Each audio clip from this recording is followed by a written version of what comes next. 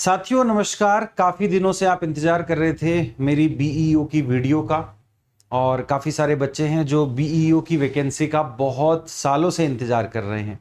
साल में इसलिए जोड़ रहा हूं क्योंकि कई साल हो गए आप लोगों के, जब हर बार ये सुनने को मिलता है कि बीईओ की वैकेंसी अब आएगी या फिर अब आएगी। लेकिन अब फाइनली वो टाइम आ गया है कि जब आपकी बीईओ की वैकेंसी, जिसको ब्लॉक एजुकेशन ऑफिसर हम बोलते हैं, खंड शिक्षा अधिकारी हम बोलते हैं, और ये फाइनली अब आप लोगों की जो है मतलब आने को ही है। कब आएगी उसका भी जिक्र करेंगे, लेकिन उससे पहले कुछ और भी जरूरी चीजें हैं, उन पर हम बात करेंगे। तो पद कितने हैं, क्या योग्यता है, उन सब पर हम जो है यहाँ पर डिटेल में चर्चा करेंगे। तो शुरू करते हैं। मेरा नाम गौरव चौधरी, आप सभी का स्वागत है आपके अपने यूट्यूब चैनल पर। साथियों सबसे पहले जब हम बात करेंगे तो सारी बातें ना बड़े पॉइंट में होंगी, घुमा फिरा के कोई बात नहीं होगी। पॉइंट की बात एकदम समझ आती है, तो पॉइंट टू पॉइंट हम सारी बातें करने वाले हैं। हमारे यूपी में अभी 75 जिले हैं, 76वें की बात चल रही है, लेकिन अभी हम उन 75 जिलों के आधार पर बात करते हैं। तो टोटल बीईओ की पोस्ट जो है वो 1031 है, 1031 है, जिसमें जो हमारे प्रमोशन होने के बाद, क्योंकि काफी दिनों से ये वैकेंसी अटकी हुई थी, क्योंकि कुछ का प्रमोशन होना था तो प्रमोशन क्लियर नहीं हो रहा था, तो प्रमोशन होने के बाद सारी चीजें सब कुछ हो जाने के बाद, ठीक है, हमें पता लगता है कि 360 वैकेंसी हमारे पास जो है वो खाली है। लगभग एक दो इधर उधर हो सकती है, लेकिन लगभग में 360 वैकेंसी खाली हुई है। अब इस वैकेंसी के लिए कौन कौन बच्चे फॉर्म भर सकते हैं, तो सबसे पहले मैं आपको बता दूं कि हम किसी भी स्टेट से बिलोंग करते हैं, किसी भी, अगर मैं यहां पे बात करूं स्टेट से हम बिलोंग करते हैं, चाहे हम यूपी से बिलोंग करते हैं या यूपी के अलावा भी हम किसी अन्य राज्य से बिलोंग करते हैं, तो हम इस फॉर्म को भर सकते हैं। बस अंतर यह होगा कि यूपी में जो रहने वाले बच्चे हैं उनको उनकी कैटेगरी के अनुसार रिजर्वेशन मिलेगा, लेकिन यूपी के बाहर का अगर कोई बच्चा है उसको जनरल की तरह ट्रीट किया जाएगा। तो ये चीज आपको ध्यान में रखनी। फॉर एग्जाम्पल, अगर आप दिल्ली से बिलोंग करते हैं, आप हरियाणा से बिलोंग करते हैं, आप बिहार से बिलोंग करते हैं, आप एमपी से बिलोंग करते हैं, आप राजस्थान से बिलोंग करते हैं, तो यूपी में जो जनरल की वैकेंसी है उसमें आपको ट्रीट किया जाएगा। एज आपकी 21 से 40 के बीच रहेगी। वैसे जरूरत नहीं है एज के लिए रिजर्वेशन की, क्योंकि एज पहले से ही बहुत ज्यादा है। तो जो हमारा 21 से 40 के बीच में, और अभी जैसा कि सुनने में आ रहा है कि सितंबर के बाद कभी भी नोटिफिकेशन आ सकता है, 15 सितंबर के बाद, तो आप लोगों की जो एज की डेट है वो यहां 1 जुलाई से ली जाएगी। 1 जुलाई 2026 से हमारी एज जो है वो ली जाएगी। तो कम से कम 21 साल और ज्यादा से ज्यादा 40 साल, ये जनरल के लिए बता रहा हूं। इसी में अगर आप यूपी में ओबीसी हैं, एससी हैं, एसटी हैं, तो आपको 5 साल का रिलैक्सेशन यहां पे मिल जाएगा।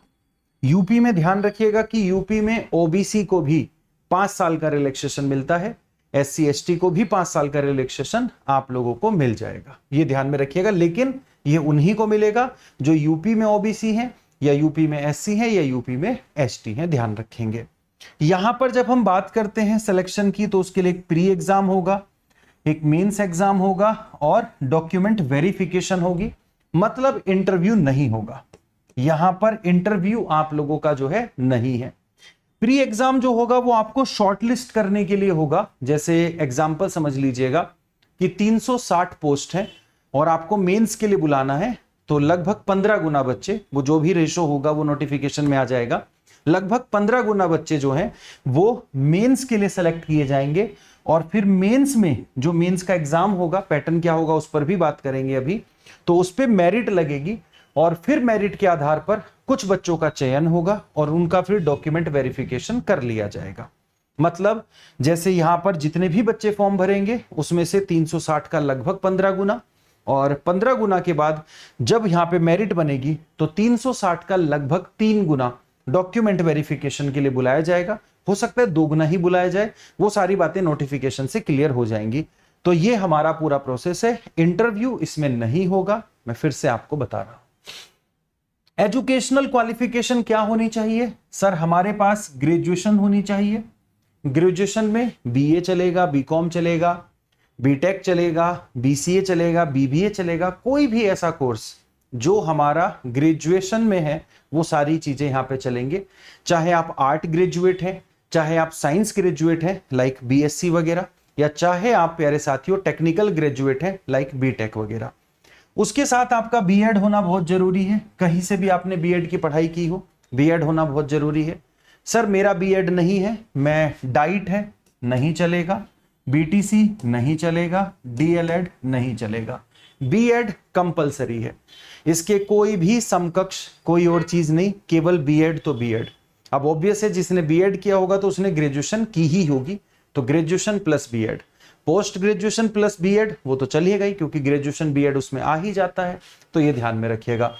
यूपी में एक एग्जाम होता है पैट का, क्या इसके लिए वो चाहिए? नहीं, वो यूपी ट्रिपल एससी की जितनी भी भर्ती होती है उसके लिए पैट चाहिए होता है। सीटेट नहीं चाहिए होता, यूपी टेट नहीं चाहिए। तो इसमें अगर हम यहाँ पे बात करें तो कुछ भी इन सब चीजों में से नहीं चाहिए। तो ये स्लाइड पूरी तरह से आपको क्लियर हो गई होगी, सारी चीजें इसमें समझ में आ गई होंगी। बहुत ही मैंने पॉइंट टू पॉइंट बातें बताई है। प्री एग्जाम कैसा होगा? तो प्री एग्जाम में जीएस का पेपर होगा, जिसको हम जर्नल स्टडीज बोलते हैं, सामान्य अध्ययन बोलते हैं। सामान्य अध्ययन में आप लोगों के 120 प्रश्न आएंगे यहाँ पर प्री एग्जाम में, सिंगल पेपर होगा जो 300 मार्क्स का होगा, जिसमें नेगेटिव मार्किंग 1/3 की होगी, ध्यान में रखिएगा। घंटे जो हैं 2 घंटे का पेपर होगा और कुछ इसमें नहीं होगा। यहां से आपके 360 अगर वैकेंसी आती है तो उसके 15 गुना बच्चे यहां पर आपको सेलेक्ट कर लिए जाएंगे। बाकी ये आयोग पर है कि वो क्या देता है, किस अनुपात में, किस रेशो में बच्चों की बात करता है, तो वो ये सारी चीजें नोटिफिकेशन पे निर्भर करती है। लेकिन जनरली यूपीपीएससी जो है वो 15 गुना को बुलाता है। तो ये फिर जाएंगे, ये जब बच्चे पहुंचेंगे कहां? मेंस एग्जाम में पहुंचेंगे। तो मेंस एग्जाम में आपके 2 पेपर होंगे जो आपकी मेरिट बनाएंगे। 2 पेपर में पहला पेपर वही हमारा जीएस का होगा। अगर हम इस पेपर की बात कर रहे हैं तो ये ऑब्जेक्टिव है, प्री का पेपर, मतलब ये हमारा एमसीक्यू है, वही 4 ऑप्शन आपको मिलेंगे। जब जीएस की बात करेंगे मेंस में, ये आपका रिटन एग्जाम होगा जो 200 मार्क्स का होगा, 3 घंटे का पेपर होगा। इसमें 3 टाइप के प्रश्न होंगे, एक लॉन्ग आंसर, उनके शब्दों की लिमिट होगी, एक लघु शॉर्ट वाले, और एक very short line to line. Line to line आप लोगों के सीधे, लाइक आपसे पूछा गया कि जीआई टैग क्या होता है, रामसर साइट क्या होती है, तो एक लाइन में आपको आंसर करना होगा। ऐसे ही हमारे दीर्घ प्रश्न होंगे, ऐसे ही हमारे शॉर्ट, तो 3 तरह के प्रश्न होंगे। इसको आप बिल्कुल भी टफ नहीं मानेंगे, क्योंकि हम कई बार हम अपने ऊपर चीजों को हावी कर लेते हैं, हम कई बार बचने लगते हैं। लेकिन जरा थोड़ा सा सोचिएगा, अपने आप को याद करिएगा, आपका वो वाला वर्जन जो 10th में था, 11th में था, 12th में था। 10th 11th 12th में आपने पेपर लिख करके ही दिए हैं ना, ऑब्जेक्टिव तो नहीं दिए, इसी तरह के प्रश्न लिखते थे। इवन ग्रेजुएशन में भी, पोस्ट ग्रेजुएशन में भी आपने लिखा है। चलो कई बार ग्रेजुएशन पोस्ट ग्रेजुएशन में तो ये होता है कि कुछ भी लिख कर आते हैं, कई बार नंबर मिल जाते हैं या नकल हो जाती है, ऐसे बहुत, मतलब हमारा एजुकेशन सिस्टम जिंदाबाद, ऐसी चीजें बहुत होती है। लेकिन 10th 11th 12th में देखो, वहां तो नकल नहीं करी थी, वहां तो पढ़ के किया था।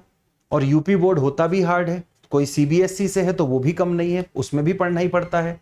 तो जब वहां आप कर सकते थे तो यहां भी कर सकते हो, तो ऐसी कोई बात नहीं कि इससे घबराने की जरूरत है। पेपर 2 चलते हैं, वो भी रिटर्न है, वो भी हमारा 200 नंबर का है। वहां पे 100 मार्क्स की हिंदी, हमें हिंदी वाली चीजें मिलेंगी, और 100 मार्क्स का हमें एस्से लिखने को मिलेगा। तो टोटल ये 400 नंबर बन जाते हैं, और इन्हीं से आपकी मेरिट बनेगी। मेरिट बनने के बाद जब मेरिट बन जाएगी तो यहां से ऊपर के टॉप 3 गुना बच्चे वैकेंसी के ले लिए जाएंगे। तो आपको डॉक्यूमेंट वेरिफिकेशन के लिए बुलाया जाएगा, जिसके डॉक्यूमेंट सही पाए जाएंगे, सारी चीजें सही होंगी, तो ज्वाइनिंग हो जाएगी 2-2.5 साल में। इतना प्रोसेस तो यूपी वाले लगा ही देते हैं। 2-2.5 साल का मतलब ये है कि आपकी नोटिफिकेशन 15 सितंबर के बाद आएगी, 6 महीने में लगभग एग्जाम होगा, 6-8 महीने में। अगला साल पूरा समझ लीजिएगा। कोर्ट वोट केस इस पे होना नहीं है, भर्ती पे बहुत कम चांस है। क्यों? क्योंकि सारी चीजें क्लियर करके ही वो भर्ती को निकाल रहे हैं। मतलब एजुकेशन क्वालिफिकेशन, ये एज का कोई पंगा नहीं है। लोग मांग उठा सकते हैं कि रिलैक्सेशन दो, बट मिलेगा नहीं, क्योंकि ऑलरेडी 40 साल तक है। तो ये सब चीजें आपको जो है ध्यान में रखनी है। तो मतलब कुल मिला के 2 साल का प्रोसेस ये मान के चलो मोटा मोटा। और हो सकता है कि जो है अगले साल वैसे इलेक्शन है बट उससे पहले पूरी नहीं होगी, वरना योगी जी नियुक्ति पत्र खुद ही दे देते तो उससे पहले नहीं होने वाली, ठीक है। बट उससे पहले एग्जाम की तैयारी हो सकती है अगर सितंबर में आ जाती है। सितंबर में नहीं आती तो एग्जाम थोड़ा सा मतलब वही 6-8 महीने का टाइम आपको लगेगा, तो ये बात मान के चलिएगा। तो आपको तैयारी एकदम अभी पढ़ लेनी है, 1-2 महीने में चीजें नहीं होती है, तो ये सब करना शुरू कर दो। बाकी जो भी बच्चे हैं कोई अगर डाउट है किसी तरह का तो पूछ लेंगे। पढ़ाई कब से शुरू करेंगे हम, इसके किस तरह से करेंगे, इसके बैच पर भी बात कर लेंगे, ठीक है। हमें लगेगा इनफ टाइम है आ रहा है तो बैच में इसका लेके आऊंगा, अदरवाइज जो है मैं आपको इन्फॉर्म कर दूंगा। तो वो सारी चीजें हैं, तो आप इसे थोड़ा सा ध्यान में रखिएगा सारी चीजों को। कोई डाउट है तो मुझे कमेंट बॉक्स में बता देना। जय हिंद, जय भारत।